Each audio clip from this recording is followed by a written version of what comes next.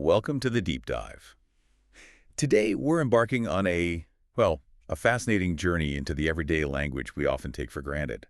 You've brought us a collection of seemingly simple English phrases, and our mission, should we choose to accept it, which, let's be honest, we always do, is to unearth the rich layers of meaning, usage, and cultural context hidden within them. That's right. Get ready for some serious aha moments, I think. It's true. What's fascinating here is how these common expressions, while appearing straightforward, often carry nuanced implications that are, frankly, crucial for truly effective communication. Right. We're not just looking at surface definitions, we're exploring the why and how behind their use, helping you navigate English with, greater confidence and precision. This deep dive is all about giving you shortcuts to being well-informed about the very words you use every day, revealing their hidden depth. Okay, let's unpack this then. We're starting with watch out, a phrase that often signals an immediate need for awareness. But beyond its obvious meaning, what's really at its core? What makes it such an effective, almost, primal warning? At its essence, watch out serves as an urgent warning. It indicates impending danger or a situation requiring immediate caution. Okay. It's an imperative, meaning a direct command that demands attention and often a quick, almost instinctive reaction from the listener. Think of it as a linguistic alarm bell. Yeah, like a reflex trigger. Exactly. It's about being vigilant and taking preventative measures against something that is either already happening or about to happen very quickly. It leaves no room for ambiguity about the need for immediate action or heightened awareness. Right. This directness is what gives it its potent effect, sort of bypassing complex thought processes to trigger a quick response. That urgency definitely comes through in its impact. Let's look at some diverse usage scenarios. When we talk about direct physical danger, the examples really hit home. You hear, "Watch out, that car is heading straight for us," and your heart instantly jumps. Oh, absolutely. It's about rapid, unforeseen threats in public spaces like traffic, where a split-second decision can avert disaster. The tone here is often a shout, right? Sharp and tension-grabbing. That's right. And the urgency here is paramount. In such a scenario, the warning needs to be delivered and understood almost instantaneously. No time to think. Yes, precisely. The car is an immediate dynamic threat that requires not just mental awareness, but a physical response, a dodge, a step back, a freeze, maybe even a push. The very sound of watch out is designed to break through distraction and focus attention on the danger. Compare this to something like beware. Okay. While beware also warns of danger, it often implies a more general, sustained caution, perhaps against a known but not immediately present threat, like beware of the dog. Right. More like a signpost. No, exactly. Watch out is far more about what's happening right now. Immediate. Right. And then you have something like, watch out for that wet floor, it's very slippery. Yeah. Here, it's still about promoting personal safety, but it feels a bit less like a sudden explosive emergency. Definitely less explosive. And more like a sustained hazard you need to be mindful of as you move. The delivery might be calmer, more informative. Precisely. This usage of watch out pivots from immediate reflex-driven danger to a call for sustained mindful caution against an environmental hazard. It highlights warnings about environmental conditions. Like ice on the sidewalk, maybe. Perfect example.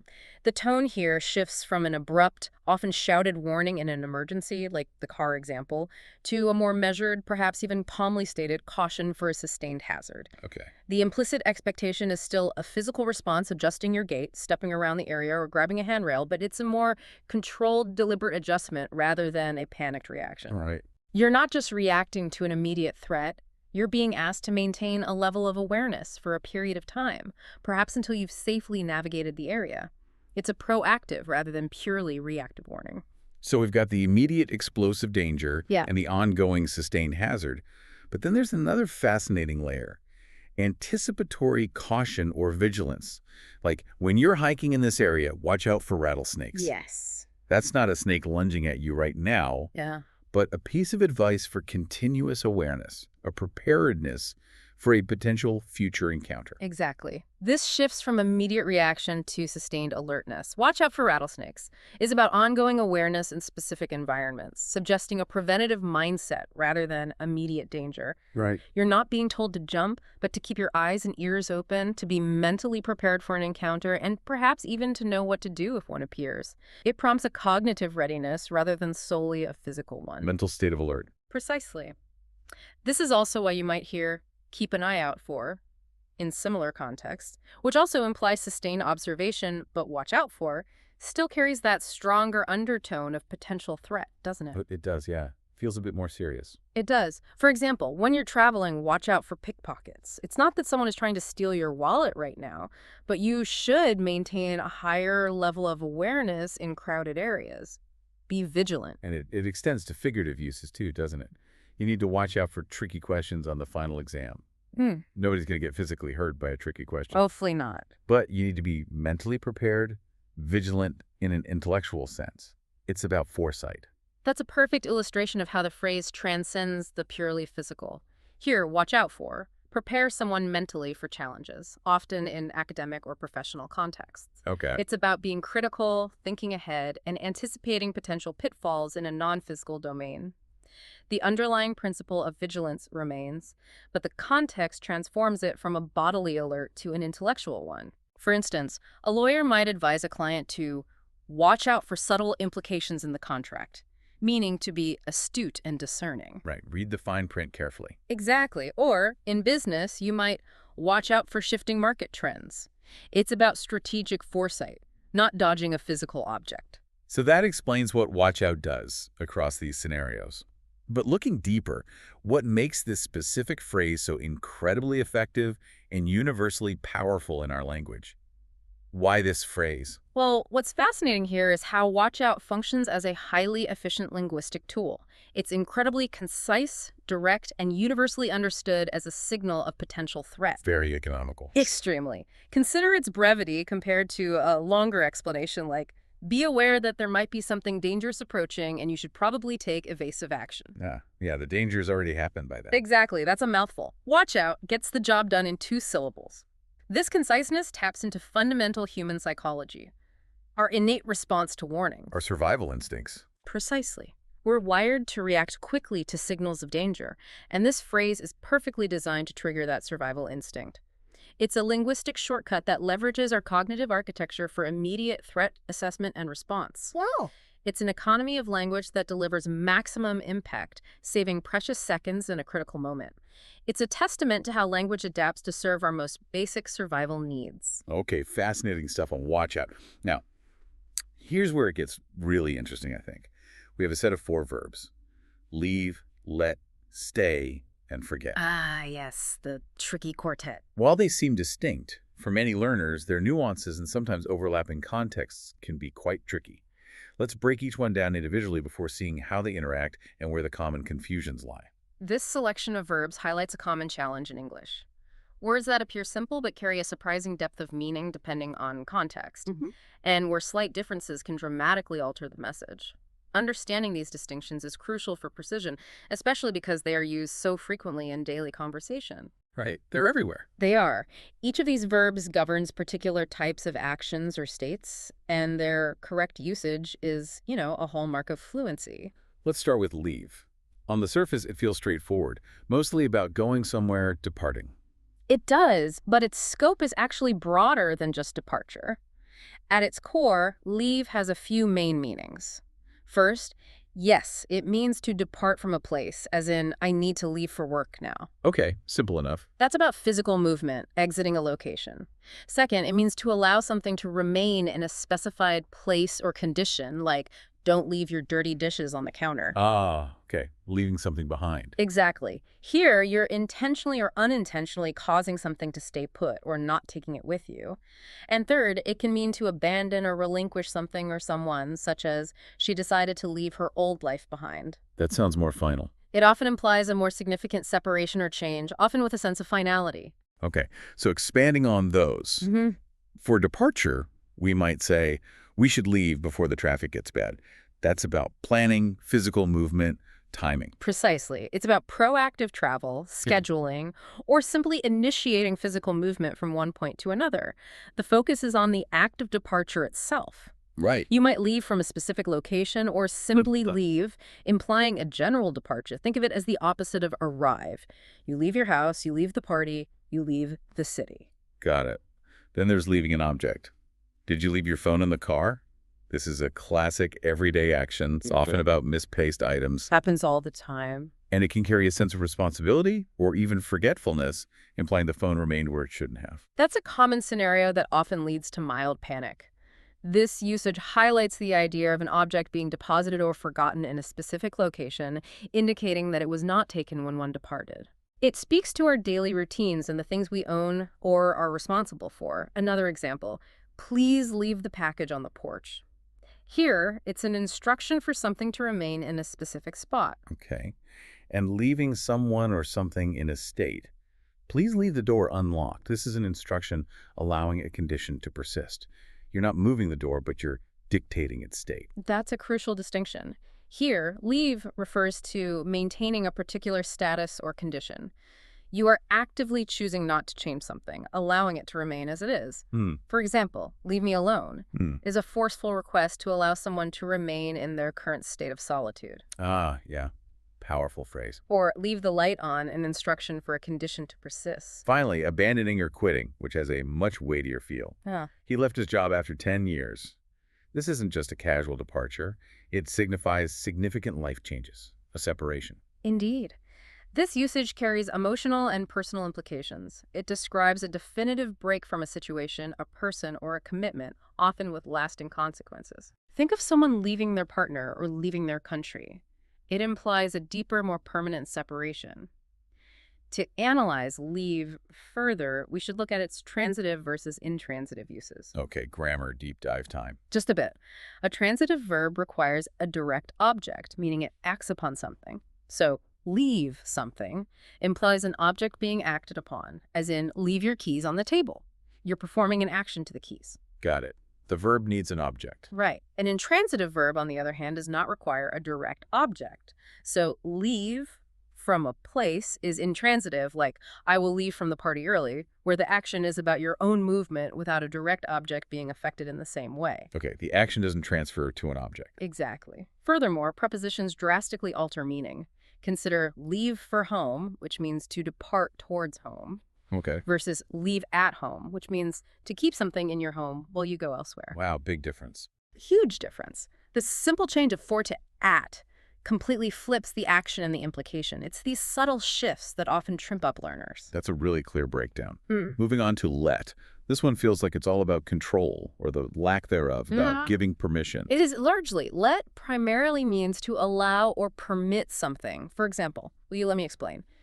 It's a request for permission. Makes sense.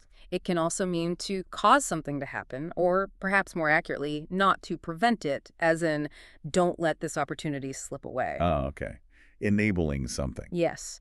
You're encouraging a positive outcome by not hindering it, by allowing it to proceed, and commonly it's used in suggestions. Let's go to the park. Yeah, let's. Very common. In all these cases, there's an element of agency or choice involved, either granting it or exercising it. So, for granting permission, my parents finally let me go to the concert, speaks to authority, consent, and a degree of freedom being granted.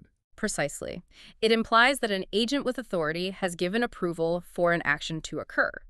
There's a gatekeeper, and let is the key that opens the way for an action. Right. It's often used with an individual's desire or request, such as, she didn't want to let me see the movie. The denial or granting of permission is central. And not hindering. Let him try. He might surprise you. This is about encouragement, allowing a natural progression, giving someone space to act. This usage emphasizes stepping back, giving agency to another, and allowing events to unfold without obstruction.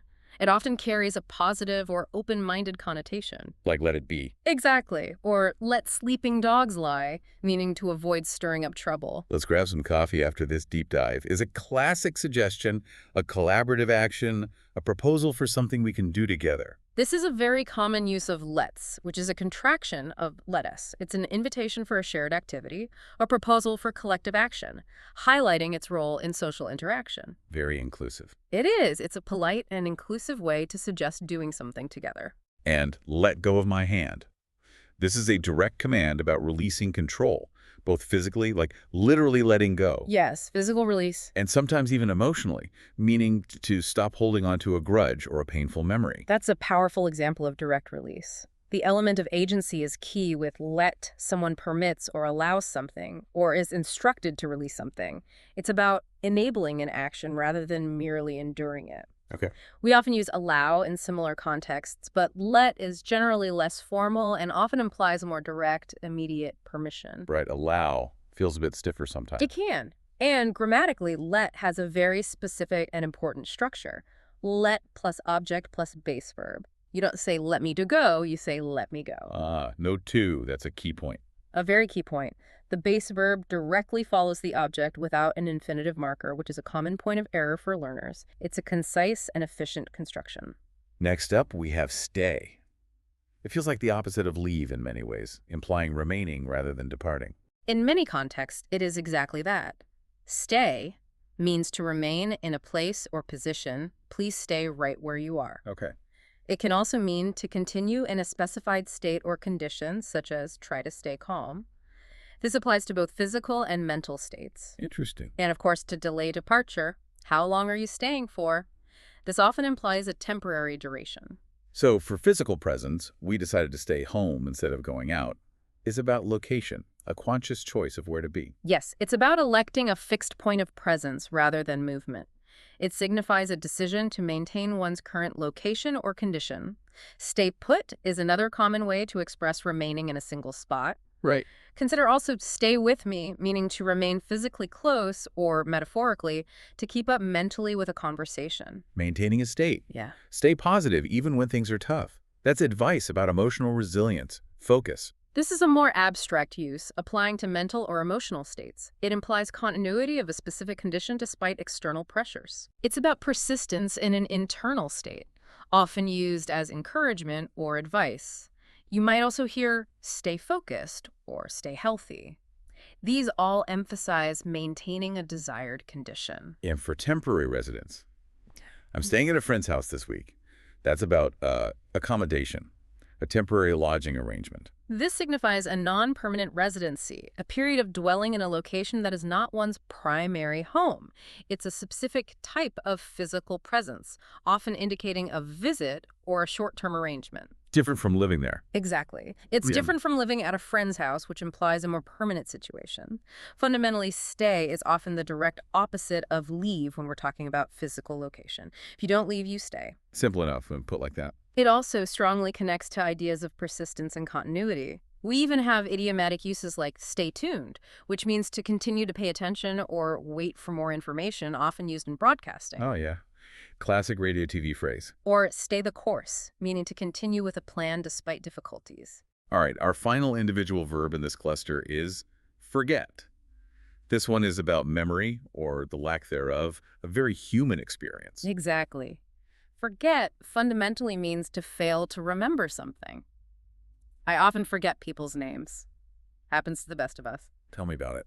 It also means to inadvertently omit or neglect something that needs to be done. Don't forget to send that email. All right. The reminder function. And in some cases, it can mean to intentionally dismiss or disregard something. Just forget about it. It's not worth worrying about. Letting something go. Precisely. It captures a spectrum from accidental memory lapse to deliberate mental dismissal. The memory lapse is a common one. I completely forgot about our appointment.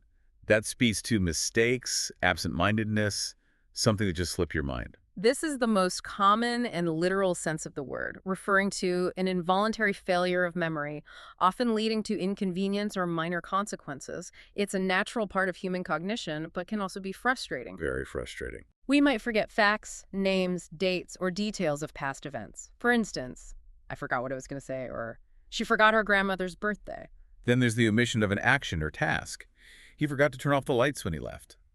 This highlights responsibilities and the consequences of neglecting them. This usage links forget directly to action or inaction. It describes a failure to perform a required task, often with tangible results like wasted energy or a missed deadline. Right. It's the act of failing to do something that one was supposed to do. Another example, don't forget to lock the door. The implication is that a failure to remember this action will lead to negative consequences. And dismissing a topic or trouble, let's just forget what happened and move on. This is about reconciliation, letting go of grievances, choosing to consciously put something out of your mind. This is a more intentional and psychological application of the word, where one actively chooses to disregard or move past an unpleasant event or memory. This often involves an emotional component of acceptance or forgiveness. Like saying, forget it, in frustration. Exactly. That's an exclamation of dismissal, frustration, or sometimes just a casual never mind. When we analyze forget, it's important to distinguish between forgetting to do something, which relates to an action or task, and forgetting something, which refers to an object, information, or an event. Ah, subtle but important. Very. The former implies a failure to initiate an action, while the latter indicates a loss of memory for a particular piece of data. This distinction highlights the psychological aspect of memory and how it impacts our behavior. So that's a thorough look at each individual verb. Fascinating stuff. What does this all mean when we put them together? Where do learners often stumble when distinguishing between leave, let, stay, and forget? This raises an important question. Why are these particular verbs sometimes confused, and how can we clarify their distinct roles? The most common error I hear, hands down, is leave me go instead of let me go. Ah, yes, I've heard that too. Why does that happen? It's because leave usually needs an object that remains or is departed from. So you can leave the dog in the yard or leave the dishes on the counter. In these cases, the dog or the dishes are left behind, a state of remaining. Okay. The object stays. Right. Let, on the other hand, requires a verb describing the permitted action. So you let the dog out, or let me explain. The action is what's being allowed. So the grammar is different. The grammatical distinction is key. Leave plus noun often implies placement, abandonment, or departure, whereas let plus noun plus base verb clearly indicates permission for an action. Can you give us a quick contrast? Sure. Imagine a conversation. Scenario 1. Permission. Incorrect. Mom, leave me go to the party. Correct. Mom, let me go to the party. Here the action go is permitted. Okay, makes sense. Scenario 2. Object placement. Incorrect. Let your backpack on the chair. Correct. Leave your backpack on the chair. Here, the backpack remains in a place. That distinction makes so much sense. It's about what follows the verb, a noun that stays put, or an action that is permitted. It really clarifies a common confusion. It does. And another point of confusion can be let versus allow. While often interchangeable, allow can sometimes feel more formal and, crucially, can be followed by to plus verb. For example, the rules allow us to use our phones, Right. versus the rules let us use our phones. Yeah. That specifically uses the base verb without to. That grammatical point again. Good reminder. The subtle differences often come down to nuance, formality, and that grammatical structure. And when we consider leave versus stay, they are direct antonyms, aren't they? In the context of presence and departure. Absolutely. If you don't leave, you stay. They delineate two fundamental states of being in relation to a location or condition. Black and white almost. Pretty much, I'm leaving the party now is the direct opposite of I'm staying at the party longer. One signifies movement away, the other signifies remaining in place. We often encounter them in choices. Are you leaving or staying? This clear opposition helps to solidify their individual meanings. You could say, he left his hometown, meaning he departed from it permanently, versus he stayed in his hometown, meaning he remained there. Got it. And forget fits into this whole puzzle because it often interacts with commands, especially when we want to ensure an action is performed. It's almost a linguistic inversion, as you mentioned. That's an insightful observation. Forget often appears in negative imperatives like, don't forget to call. This isn't a command to literally forget something. No, quite the opposite. Exactly. It's an imperative to remember it. It's a linguistic inversion, a statement where the grammatical negative implies a positive action. Huh. Never thought of it that way. It highlights the importance of the action and implies a consequence if the action is neglected, reinforcing its significance. It's a very common way to remind someone. Like when I tell myself, don't forget my keys, as I'm walking out the door. Huh. Yes. Even though you clearly just remembered them, the phrase helps to solidify that memory, doesn't it? It really does. Yeah. So it highlights how understanding the subtle shift in focus, permission, presence, departure, or memory is key to mastering these verbs. It's not just about their individual definition. No, far from it. But how they interact, what specific grammatical structures they prefer, and the subtle intentions they convey. Exactly. Once you grasp these nuances, these verbs, which might once have seemed like a linguistic minefield, become powerful tools for precise and effective communication. Right. It's about recognizing the unique role each verb plays in conveying intent and outcome, moving beyond simple dictionary definitions to a more profound understanding of how English works. Moving from core verbs to a very specific and highly common phrasal verb, which is a verb combined with an adverb or preposition to give a new meaning, we have call in sick. Ah, yes, the workplace standard. This isn't just about feeling unwell, is it? It feels like it's about a whole communication protocol, a social and professional expectation. Exactly. Call in sick is a professional idiom universally understood in English-speaking workplaces to mean notifying your employer that you will be absent from work due to illness. Notification is key. Absolutely. It's less about the literal calling on a phone anymore and more about the notification of sickness. It's a phrase deeply embedded in the etiquette of professional conduct. Right. It signifies not just a state of health, but an adherence to established workplace communication procedures. It's a formal communication for an unavoidable circumstance. So it's a workplace standard. Someone might say, I have a terrible fever, so I'll have to call in sick today. That's the standard procedure for informing supervisors, right? It implies a certain expectation of how one handles their absence. Indeed. It's the expected method for informing supervisors or the designated HR contact about an unavoidable absence. This speaks to a professional responsibility. Right, you have to let them know. The underlying expectation is that you provide timely notice, even if the method has evolved considerably over the years.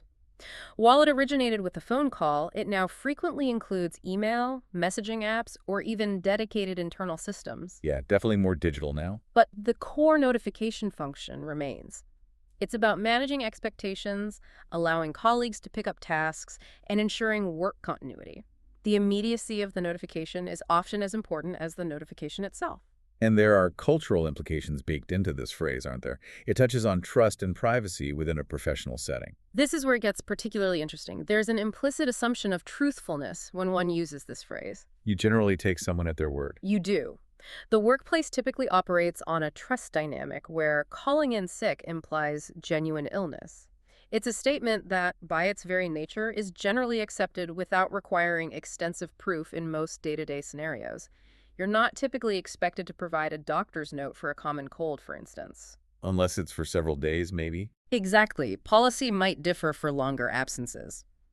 Furthermore, in terms of disclosure, a simple statement of being sick is usually sufficient. You don't generally need to list all your symptoms. Which can be awkward anyway. Very awkward, unless specific company policy, the nature of the illness, like something highly contagious, or a prolonged absence requires it.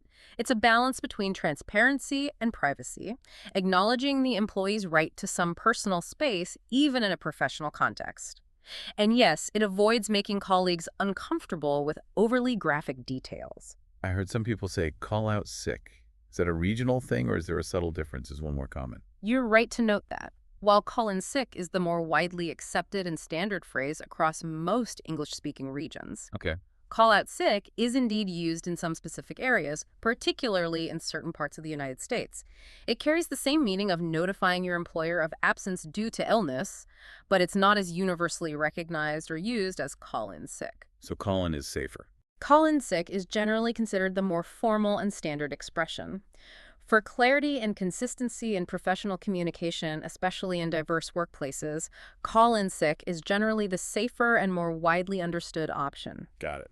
The in implies reporting into the system, whereas out might imply being out of action, but the primary nuance is regional variation rather than a functional difference. Why call in sick and not just call sick? That in feels quite significant. It adds a layer of meaning, doesn't it? It does, and this raises an important question, and it speaks to the phrase's historical evolution. The in originally referred to calling into the office or calling into work. Ah, literally calling into the building. Pretty much. It signifies communication to a central point, the workplace, the hub of activity. Even if that central point is now a digital inbox or a messaging platform, the in remains as a relic of a time when the telephone was the primary means of absence notification. Like dialing a number. Exactly like that. It's a historical artifact embedded in our language, much like how we still dial a number, even though most phones no longer have rotary dials. It speaks to the infrastructure of communication at the time the phrase became established. So it's not just a declaration of illness, but a structured way of communicating that illness within a professional framework. It's about understanding and adhering to workplace etiquette. A subtle signal of professionalism. Precisely. Using this specific phrase conveys an understanding of workplace etiquette and appropriate communication channels when indisposed. It signals that you are aware of your professional responsibilities, even when unable to fulfill your duties, and that you are following the established protocol. Right. It's a small phrase that carries significant professional weight, demonstrating respect for your employer and colleagues. It acknowledges that your absence impacts others and that you are doing your part to mitigate that impact through proper notification. Finally, we come to a phrase that, while polite, often sends a little shiver down the spine. Can I have a word with you? Ah, yes, the polite precursor to something serious. Exactly. What makes this particular request so potent, even a little anxiety-inducing? Well, what's fascinating here is that it's a polite, indirect request for a private conversation, but it almost always signals that the topic will be significant, serious, or sensitive. Right. Not usually good news. Rarely. It sets a particular tone and expectation without revealing the content up front, which contributes to that shiver you mentioned. It is rarely, if ever, used for casual chit-chat. Its very formality and indirectness imbue it with a sense of gravity, immediately signaling that this isn't going to be a light conversation. The implication is that this isn't something that can be discussed casually or with others present. It certainly has a different feel than, can I talk to you for a second? Yeah. Let's look at how it plays out in professional settings. Like, manager, John, can I have a word with you in my office, please? Yeah. That just screams performance reviews, disciplinary action. No, absolutely. Or sensitive project discussions. There's a power dynamic at play, often. In a professional context, this phrase from a manager is often a precursor to a weighty discussion. It could be about a performance issue, a critical evaluation, a confidential project matter that requires discretion, or even a difficult conversation about job changes. Your mind starts racing. It does. The request for privacy and the specific framing of a word elevate the seriousness and can trigger a natural feeling of apprehension. It immediately implies that the topic is not for public consumption and requires focused, one-on-one attention, often from a position of authority. Yeah. For example, a manager might say, "Could you step into my office? I need to have a word about the quarterly reports." This suggests not just a casual chat, but a detailed, potentially critical discussion. And even between colleagues, where the power dynamic might be less pronounced. Colleague Sarah, can I have a word with you about the meeting notes? That could be a clarification, but it could also be a disagreement or a critical suggestion that needs careful handling. Indeed. Even among peers, it suggests a topic that requires more focused attention than a casual hallway chat. It implies a need for a deeper dive into a specific issue, potentially involving a difference of opinion, a delicate request, or a critical piece of feedback that one wants to deliver respectfully and privately. So you brace yourself a bit. You do. Imagine a scenario where a colleague says this after a team presentation. You might immediately wonder if you made an error, or if they have a strong objection they want to voice discreetly. It's a way to signal this isn't trivial. It has the same weight in personal relationships too, doesn't it? Partner, honey, can I have a word with you about something important? Oh, definitely. That one can really stop you in your tracks. Yeah, that's usually addressing relationship issues, making significant decisions, or expressing serious concern, often about the relationship itself. In personal dynamics, this phrase immediately signals that the relationship itself, or a significant aspect of it, is the subject. It's an opening for a conversation that could be emotionally charged, requiring mutual focus and vulnerability. Sets the stage. It does. It creates an immediate sense of anticipation because the stakes are usually high, discussing finances, family matters, or deeply personal feelings. For instance, I need to have a word with you about our vacation plans. Could mean a significant change is needed, or there's a problem that needs to be resolved, not just a casual, what about Hawaii? Right. And from a parent. Son, can I have a word with you about your grades? That's discussing concerns, setting boundaries, or delivering serious advice. Often accompanied by a sense of parental authority and expectation. Exactly. That example perfectly captures the authoritative but still measured tone. It's a prelude to a disciplinary discussion or a serious piece of guidance, preparing the child for a conversation with consequences or expectations. Gives them a warning sign. Exactly. The parent is signaling, this is important and I need your undivided attention. It gives the child a moment to mentally brace themselves, knowing the conversation won't be about trivial matters. So let's analyze the nuance here. What is it about a word that gives it so much power, this implied gravity? Yeah. Why not just a chat? The power of a word is quite subtle. It implies brevity, suggesting a quick, focused exchange, perhaps just one crucial point. Like just one thing. Right. Yet, paradoxically, it often opens the door to a much longer, more involved discussion. This manages expectations without creating immediate alarm, yet it undeniably signals importance. It's a masterful linguistic way of hinting at significance without giving everything away, allowing the listener to prepare mentally. This phrase almost always carries an implicit request for privacy. Right, not usually said in a crowded room. Almost never. By asking for a word, you're not just asking for a conversation, you're suggesting that this conversation is confidential or delicate and should ideally take place in a more secluded setting, away from prying ears. Okay. The tone of voice also plays a crucial role.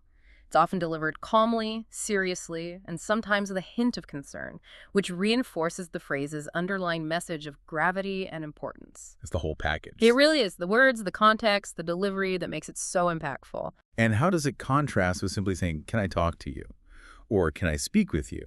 They seem similar, but clearly have different weights, as we've touched on. While can I talk to you is similar, can I have a word with you, carries discernibly more weight and formality. Can I talk to you can be used for almost anything, from can I talk to you about lunch to a serious matter. Much broader. Much broader. But have a word is almost exclusively reserved for topics requiring focused attention and discretion. It signals a higher level of importance, suggesting that the speaker has something specific and often sensitive to convey, Right. and that they expect the listener to give their full, undivided attention to the matter at hand. It's a more deliberate and pointed request. So if a friend says, can I talk to you for a moment? Could be anything. Could be anything. Casual, serious, who knows? But if they say, I need to have a word with you, you immediately think. Uh-oh, what happened? Yeah. Exactly. It creates that immediate, subtle tension. So it's a brilliant example of indirect communication, isn't it? Right. It allows for a polite opening to what might be a difficult conversation. Absolutely. This phrase is a prime example of indirect communication in English. It allows both parties to prepare mentally for a potentially difficult or important conversation without immediately divulging the sensitive topic. Softens the blow, maybe. It serves to soften the initial approach, making the ensuing discussion more manageable. It highlights social intelligence in navigating interpersonal interactions, providing a soft opening for potentially hard topics. You're buying time and respecting the other person's mental space, allowing them to mentally brace themselves for what might be coming, rather than blindsiding them. It's a linguistic courtesy that facilitates smoother, albeit serious, communication, demonstrating thoughtfulness and strategic communication skills. We've truly unpacked some incredible layers today. Wow. From the urgent, primal warning of watch out to the nuanced professional expectations of call in sick and the careful, sometimes anxiety-inducing prelude of can I have a word with you? And the fascinating distinctions between leave, let, stay, and forget. Yeah. It's clear that these common phrases are, well, far from simple. Not simple at all. Each carries a universe of meaning and context. Indeed. We've seen how understanding these phrases goes beyond dictionary definitions. It's about grasping their social context, their underlying implications, their historical roots sometimes, Right. and how they subtly shape our interactions. You've gained insights into not just what they mean, but why they matter in everyday communication. It's about recognizing the intricate web of meaning that gives English its richness and flexibility, turning everyday speech into a complex, fascinating puzzle. And that's the real takeaway here, isn't it? Every time you encounter a common phrase, there's a whole world of usage and explanation beneath the surface, a history, a psychology, a social norm. For you, the listener, we hope this deep dive encourages you to listen more closely and question every phrase you hear, to really dig into its layers and discover its hidden power. It changes the way you engage with language, I think. I agree. So consider this. How many other seemingly simple expressions are you using or hearing every day that hold similar depths of meaning and cultural insight, just waiting to be explored? Good question. Perhaps even within your own daily routines, there are phrases you use unconsciously that, upon closer inspection, reveal layers of history, social expectation, or psychological impact. Makes you think. It's a vast linguistic landscape out there, and every phrase offers a new path to deeper understanding. Keep listening, keep learning, and keep diving deep into the fascinating world of language.